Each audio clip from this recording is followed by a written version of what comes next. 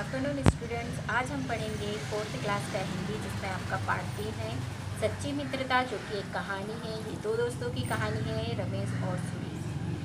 दोनों बहुत ही पक्के मित्र थे। रमेश के पिता रामलाल एक बहुत ही धनी व्यक्ति थे, पर बहुत ही कंजूस थे। मगर जो रमेश था, उसका स्वभाव अपने पिता से बिल्कुल ही विपरीत था। वह दूसरों की सहायता करने में हमेशा सबसे आगे रहता था। रमेश का मित्र सुरेश जो था, वो एक अनाथ था। उसके माँ बाप बचपन में ही गुजर चुके थे। उसकी आर्थिक स्थिति बहुत ही दयनीय थी। रामलाल ने उच्च शिक्षा प्राप्त करने के लिए अपने पुत्र को शहर भेज दिया। गर्मियों की छुट्टियों में जब रमेश घर आया, तब वह अपने मित्र सुरेश से मिलने गया।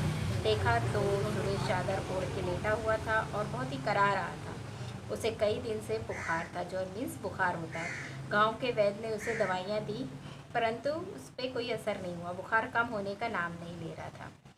शहर जाकर डॉक्टर के को दिखाने के लिए उसके पास पैसे नहीं थे। रमेश ने उसकी ऐसी हालत देखी तो उसे समझ में नहीं आया कि क्या करे। पैसे के अभाव के कारण वो स्वस्थ नहीं हो पा रहा था।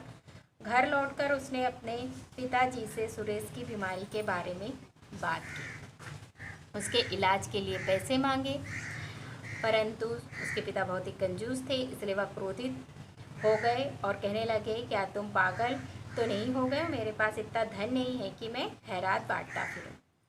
किंतु रमेश ने सोच लिया था कि उसे अपने दोस्त का इलाज करवाना है, इसलिए उसने गांव के जो महाजन हैं उनसे कर्ज लिया और 500 रुपये लेकर के अपने दोस्त को बैलगाड़ी में डालकर डॉक्टर के पास इलाज के लिए गए। सुरेश की तबीयत एक हफ्ते में सुधर गई। थोड़े दिन के बाद महाजन रमेश के घर आए और उसके पिता से रमेश के बारे में पूछने लगे। तो रामलाल ने कहा वह घर पर नहीं है, तो मैं उससे क्या काम है? तो महाजन ने बताया कि एक हफ्ते का वायदा करके 500 रुपये रमेश ले गया था, परंतु अभी तक लौटाया नहीं। यह सुनते ही रामलाल बहुत क्रोधित हुआ।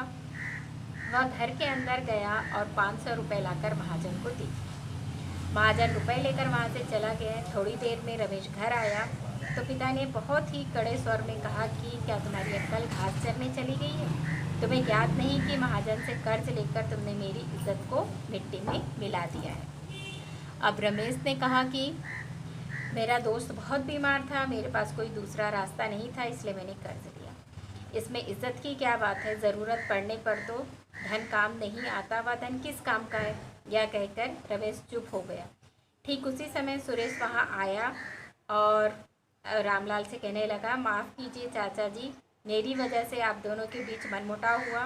लीजिए आपने 500 रुपये। महाजन ने मुझे रास्ते में देखा और पूरी बात बताई। मैं घर के कागजात उसके पास गिरवी रखकर वो 500 रुपये लाया हूँ। 1 साल और मेहनत करूँगा तो गिरवी रखे कागजात छुड़ा दूँगा।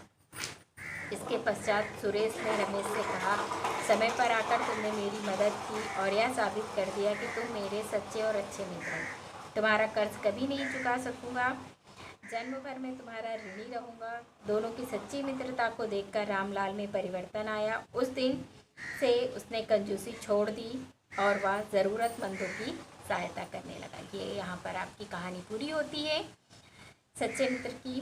ये जब तक हमारा जो नेक्स्ट पीरियड लगेगा हिंदी का, तब तक आप लोग ये अच्छी तरह से चैप्टर रीड कर लेना और हम नेक्स्ट पीरियड में इसके क्वेश्चन आंसर करेंगे।